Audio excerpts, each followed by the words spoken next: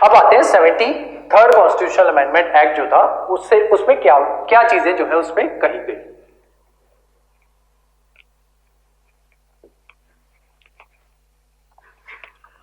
तो जो 73rd constitutional amendment act जो था 1992 का,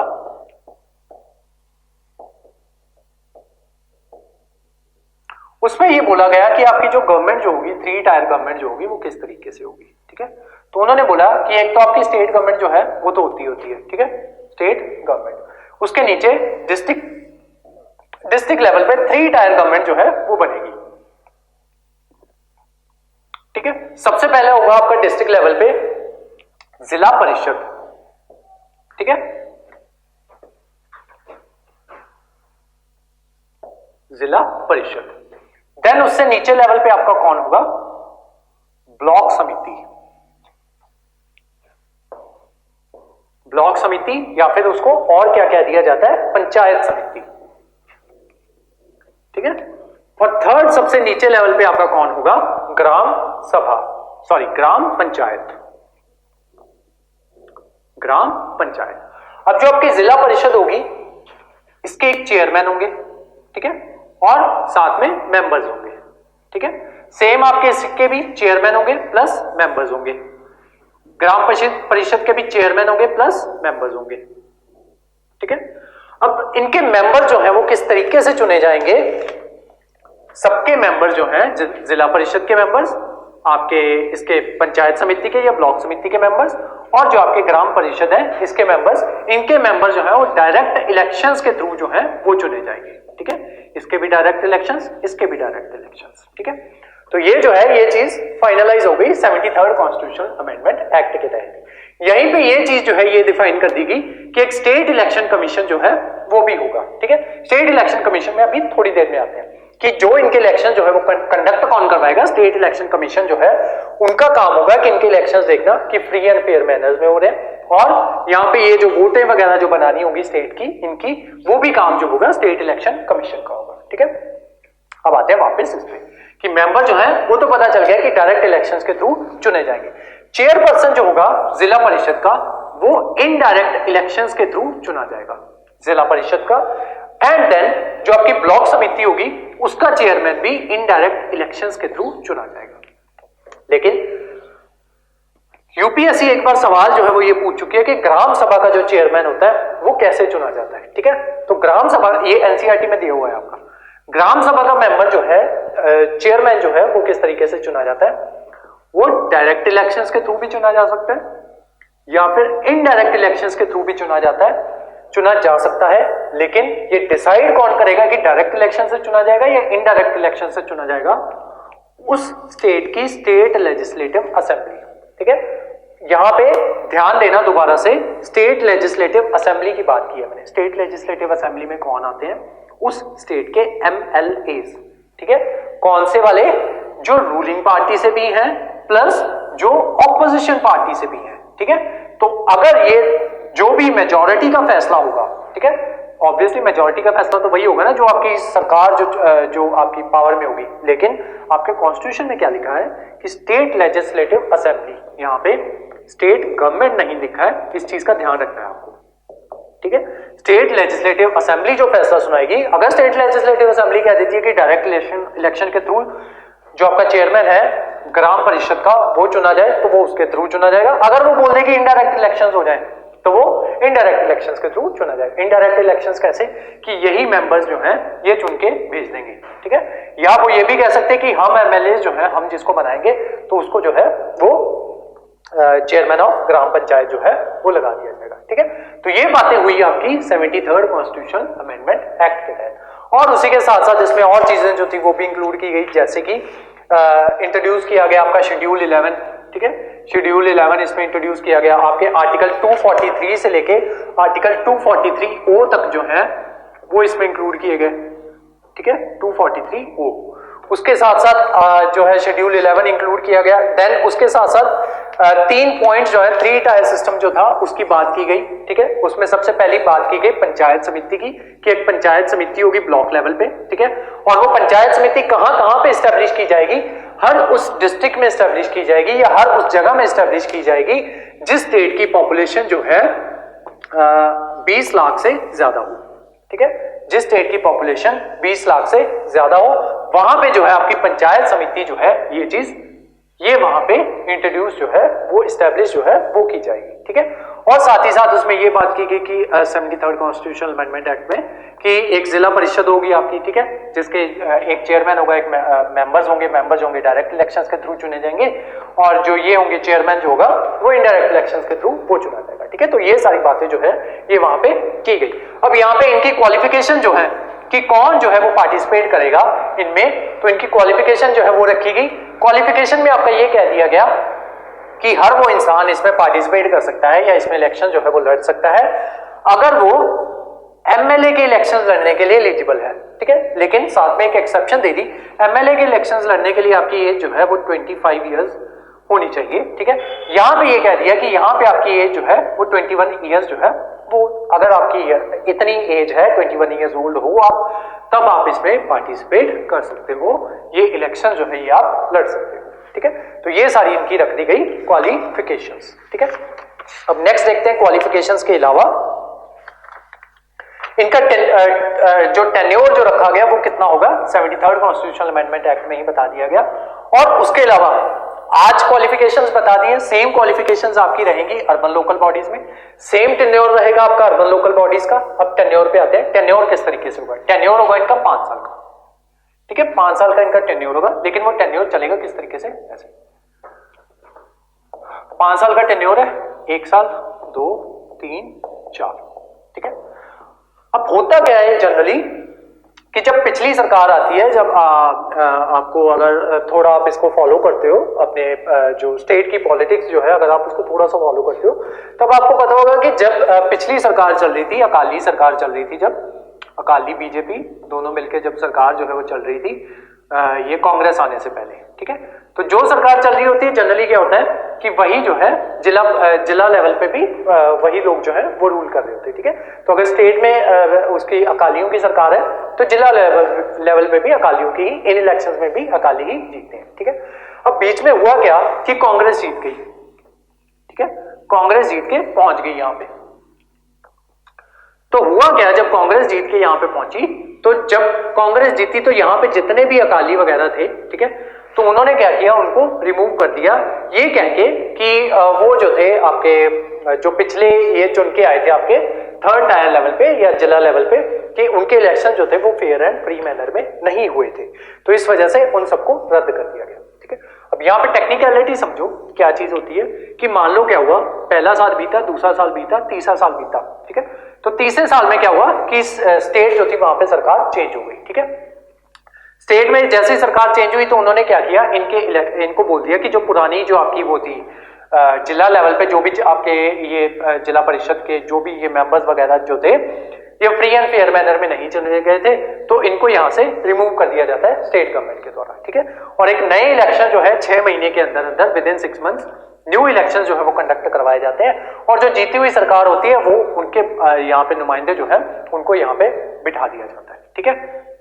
अब इसका मतलब ये नहीं है कि एक बार मान लो 3 साल बीत गए थे, ठीक है, 3.5 साल के बाद जो है आपको क्या हुआ कि जो मान लो पहले किसके मेंबर्स थे, अकालियों के मेंबर थे, ठीक है, उनको हटा के कांग्रेस के मेंबर जो है वो बन गए, ठीक है। अब इसका मतलब ये नहीं होगा कि वो यहां से लेके आगे 5 सालों तक जो है वो राज करेंगे, नहीं।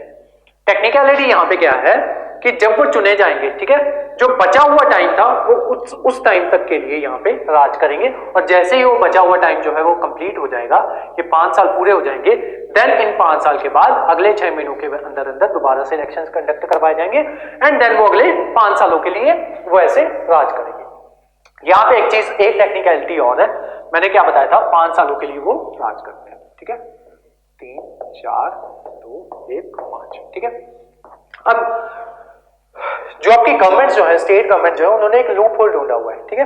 वो लूप होल क्या है कि वो सरकार मान लो यहां पे चेंज हो गई, 3 साल बाद जो थी स्टेट में आपकी गवर्नमेंट जो है वो चेंज हो गई, वो कई बार क्या करते हैं, वो जो पुरानी सरकार के जो नुमाइंदे होते हैं ना यहाँ पे, ठीक है, जिला परिषद वगैरह यहाँ पे, वो उनको एज इट इज ही रूल करने देते हैं। लेकिन वो क्या करते हैं, जैसे ही आपका टेन्योर जो था 5 साल बाद खत्म हो जाना था, उससे 6 महीने पहले वो जो है इसको डिसॉल्व कर देते हैं इन सबको, जिला परिषद, आपकी ये ब्लॉक समिति, पंचायत समिति और ग्राम परिषद, इसको पहले ही डिसॉल्व कर दिया जाता है। यहाँ पे टेक्निकलिटी क्या है कि अगर 6 महीने पहले उसको डिसॉल्व कर देंगे तो उसके बाद क्या होता है, फिर ऐसा नहीं होगा कि दोबारा से क्योंकि 6 महीने बचे, फिर यहाँ पे दोबारा इलेक्शन जो है वो करवाने की जरूरत नहीं होती। ये सारी जो पावर जो होती है, ये इन 6 महीनों के लिए पावर जो होती है वो आपकी स्टेट गवर्नमेंट के पास आ जाती है।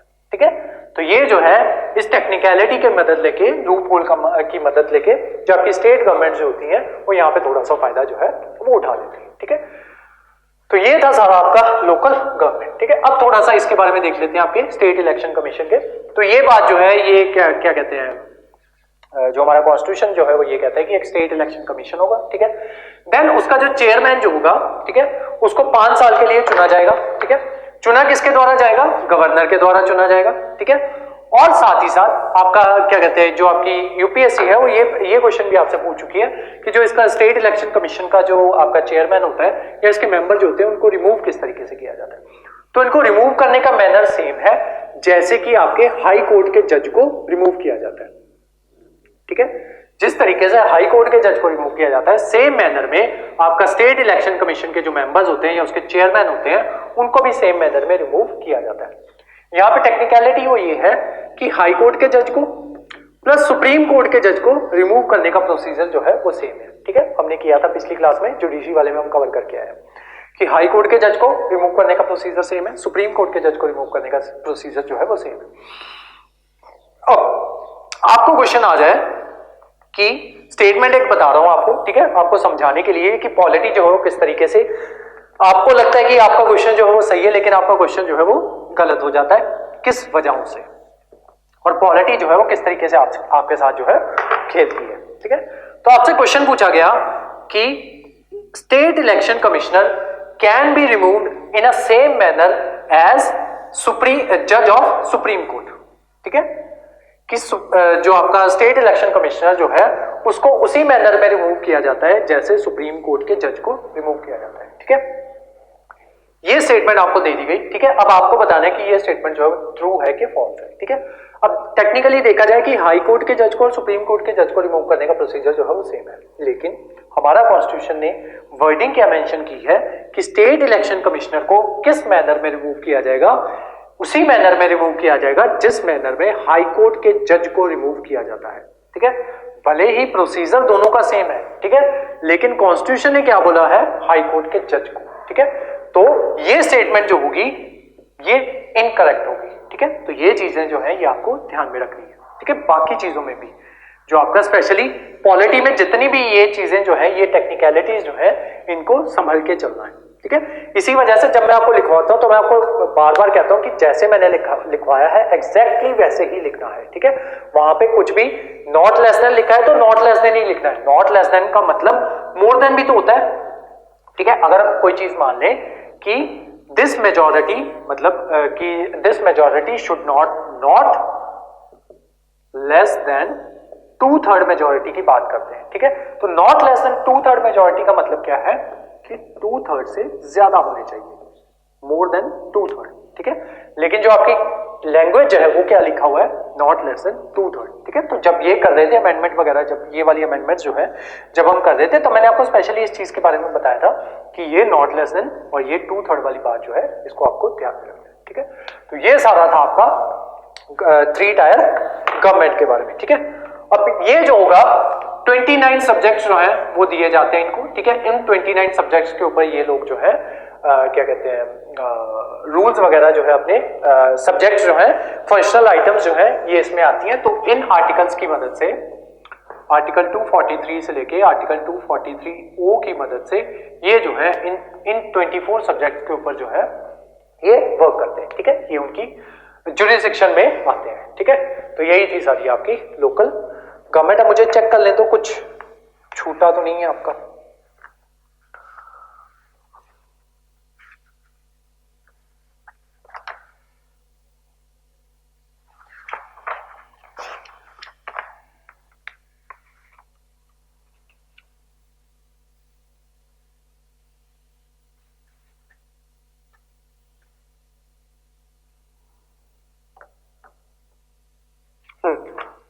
एक चीज। अब इनको डिस्क्वालीफाई जो है वो किस तरीके से किया जाएगा, वो वैसे मैं बातों बातों में अदरवाइज मैंने आपको बता दिया था। तो इनको डिस्क्वालीफाई करने का मैनर जो होगा वो कौन डिसाइड करेगा, स्टेट लेजिस्लेटिव असेंबली, ठीक है। तो जो वजह ये बता दें कि इस वजह से इनको जो है रिमूव किया जा सकता है, उस वजह से इनको जो है वो रिमूव कर दिया जाएगा। तो उसमें कंप्लीटली पावर जो होती है वो आपकी स्टेट लेजिस्लेटिव असेंबली की होती है, ठीक है, कि किस तरीके से इनको जो है वो रिमूव किया जाएगा या इनको डिस्क्वालीफाई किया जाएगा, ठीक है। लेकिन ये मैनर नहीं हो सकता कि एमएलए के वोटिंग की जो आपकी वो होती है एज जो होती है वो 25 इयर्स होती है, लेकिन ये 21 इयर्स के ऊपर जो है इलेक्शन लड़ सकते हैं। तो ये कोई रीजन नहीं बन सकता 21 इयर्स ऑफ एज इनकी डिस्क्वालिफिकेशन का, ठीक है। तो ये दो बातें ध्यान में रखनी है कि एक तो ये रीजन नहीं बनेगा 21 इयर्स ऑफ एज वाला, दूसरा रिमूव करने का जो सारी पावर जो होगी वो स्टेट लेजिस्लेटिव असेंबली के पास होगी। जो रूल्स वो डिसाइड करेंगे उन्हीं रूल्स के अकॉर्डिंग इनको जो है रिमूव कर दिया जाएगा, ठीक है। बस इतना ही था आपका। अब बनाओ इसके नोट्स।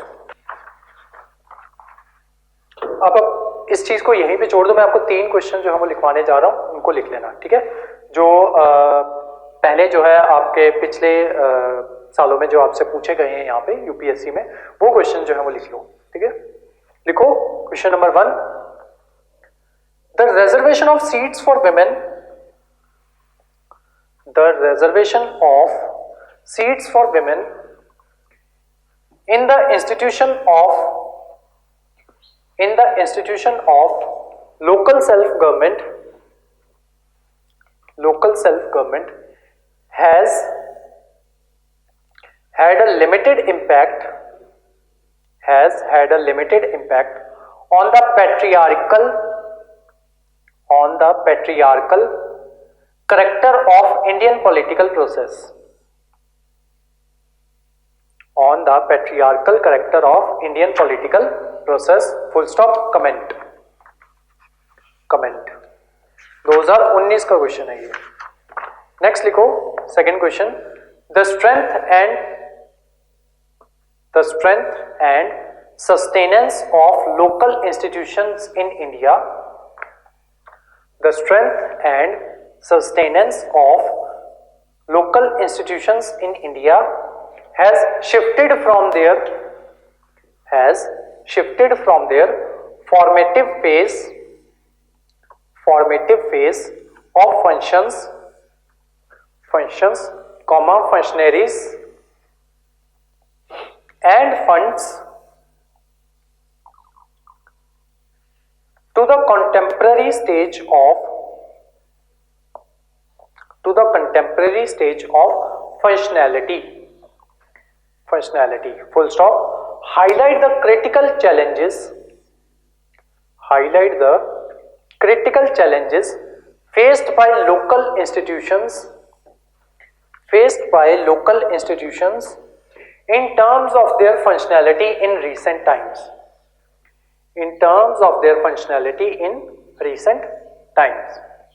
full stop। 2020 का क्वेश्चन है ये। थर्ड क्वेश्चन लिखो, the local self government in India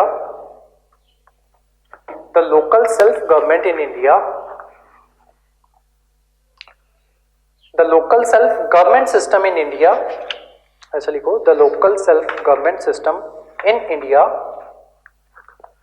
has not proved to be effective instrument of governance,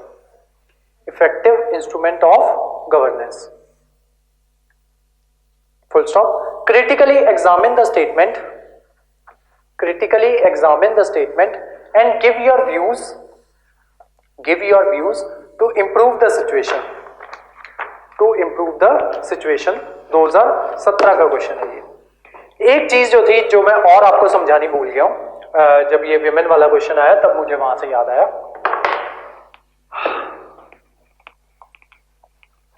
जो आपकी लोकल सेल्फ गवर्नमेंट जो है ये बात करती है 1/3 रिजर्वेशन की विमेन के लिए, ठीक है। तो अगर 1/3 रिजर्वेशन की बात की जाती है फॉर विमेन और 1/3 रिजर्वेशन की बात की जाती है फॉर SC एंड STs, ठीक है। तो अगर मान लो किसी स्टेट में 90 सीट्स जो है वो इसके लिए रिजर्व है, ठीक है, थर्ड टायर गवर्नमेंट के लिए, ठीक है। तो उसका मतलब क्या होगा कि 1/3 सीट जो होंगे वो किन के लिए रिजर्व होंगी, विमेन के लिए, 30 सीट्स विमेन के लिए। और साथ में 1/3 सीट जो होंगी वो किन के लिए रिजर्व होगी, SC ST के लिए, ठीक है, SC ST के लिए। तो यहां पे SC ST में भी ये बात कही गई है कि इनमें से भी 1/3 सीट जो है वो विमेन की होनी चाहिए, ठीक है। तो अगर 30 सीट्स जो है वो SC ST को मिल जाती है तो उसका 1/3 कितना हो गया कि इसमें से 10 सीट्स जो होंगी वो SC ST विमेन की होंगी, ठीक है। अब ये जो 30 सीट्स जो है विमेन के लिए, ठीक है, इसका मतलब क्या होगा कि इसमें 20 सीट्स जो होंगी वो अनरिजर्व्ड होंगी और ये वाली 10 सीट्स जो होंगी ये वाली ये विमेन के लिए SC ST विमेन के लिए रिजर्व होंगी, ठीक है। तो टोटल 30 सीट्स जो होंगी ये विमेन की रिजर्वेशन की बात जो है ये यहाँ पे की गई है। मिनिमम 1/3 जो है वो रिजर्वेशन होनी चाहिए। कुछ स्टेट्स जो है जैसे पंजाब जो है वो बात कर रही है कि विमेन को रिजर्वेशन जो है वो 50% देनी है। अभी सिर्फ बात ही हो रही है इस पे, ठीक है, ऐसा कोई एक्शन जो है वो इस पे लिया नहीं गया है, कोई भी बिल जो है ऐसा नहीं लाया गया है। लेकिन बिहार में बिल ऑलरेडी लाया जा चुका है कि विमेन की रिजर्वेशन जो है वो 50% होगी, ठीक है, कि 50% सीट्स जो होंगी वो मेन की होंगी और जो 50% सीट्स जो होंगी वो विमेन की होंगी। साथ ही साथ ये जो रिजर्व सीट्स होती है ना ये रोटेशन बेसिस पे चलती है। फॉर एग्जांपल मान लो किसी स्टेट में 3 सीट्स हैं, ठीक है, 1 सीट 2 सीट 3 सीट, ठीक है। अब ये बोल दिया गया है कि ये A सीट हो गई, ये B सीट हो गई, ये C सीट हो गई, ठीक है। अब ये बोल दिया गया है कि उनमें से जो भी रिजर्व वाली जो सीट्स होंगी वो रोटेशनल बेसिस पे चलेगी। किस तरीके से, मान लो A सीट जो थी वो पर्टिकुलर 5 सालों के लिए या एक टेन्योर के लिए फॉर 1 टेन्योर जो A सीट जो होगी वो विमेन के लिए रिजर्व होगी, ठीक है। अब 5 साल बीत जाते हैं तो ये वाली जो B सीट जो थी यहाँ पे मेन जो है वो कंटेस्ट इलेक्शन जो थे वो ये सीट्स जो थी ये अनरिजर्व थी, ठीक है। मान लो इस पे दोनों जो थे वो इस इलेक्शन जो थे वो कंटेस्ट कर सकते थे, लेकिन क्योंकि ये A वाली सीट जो थी ये विमेन के लिए ही थी तो यहाँ पे विमेन जो होगी वही इलेक्शन जो है वो कंटेस्ट करेगी, ठीक है। अब क्या होगा, 5 साल के बाद ये सीट जो होगी ये यहाँ पे रोटेट हो जाएगी, ठीक है। तो अब क्या होगा, A जो होगी वो अनरिजर्व्ड होगी, B जो होगी वो विमेन के लिए रिजर्व हो जाएगी और C जो होगी ये अनरिजर्व्ड होगी। उसके अगले 5 सालों बाद A और B जो होगी वो अनरिजर्व्ड होगी और C सीट जो होगी वो विमेन के लिए रिजर्व की जाएगी, ठीक है। तो यही प्रोसेस होता है आपका रिजर्वेशन का कि किस तरीके से रिजर्वेशन होगी। 30 सीटें होंगी, ठीक है, उनमें से 20 सीटें जो होगी वो अनरिजर्व्ड होंगी विमेन के लिए और 10 सीटें जो होगी वो SC ST विमेन के लिए रिजर्व होंगी, ठीक है। और देन यहाँ पे टोटल SC की टोटल सीट्स जो होंगी इंक्लूडिंग विमेन वो 1/3 होगी, ठीक है, और बाकी जो सीट जो होंगी वो अनरिजर्व्ड होगी, ठीक है। तो टोटल रिजर्व सीट्स 90 में से अगर टोटल रिजर्व सीट्स हैं वो 30 है और बाकी की 60 जो होंगी वो अनरिजर्व्ड होंगी, ठीक है। तो इसी तरीके से आपका ये चलता है कि विमेन की रिजर्वेशन जो है किस तरीके से होती है, ठीक है। अब जो YouTube की जो क्लास थी वो इतना पार्ट जो है दोबारा से हम काट के उसी पिछली वीडियो में इंक्लूड करके डाल देंगे। जो YouTube की क्लास है वो फाइनली खत्म है, ठीक है। क्वेश्चंस में मैंने आपको लिखवा दिया, जो टॉपिक आपका बच गया था वो भी आपको करवा दिया, ठीक है। जो YouTube की क्लास है फाइनली यहाँ पे खत्म होती है। थैंक यू सो मच और बाकी बच्चे जो है वो नोट्स बनाओ।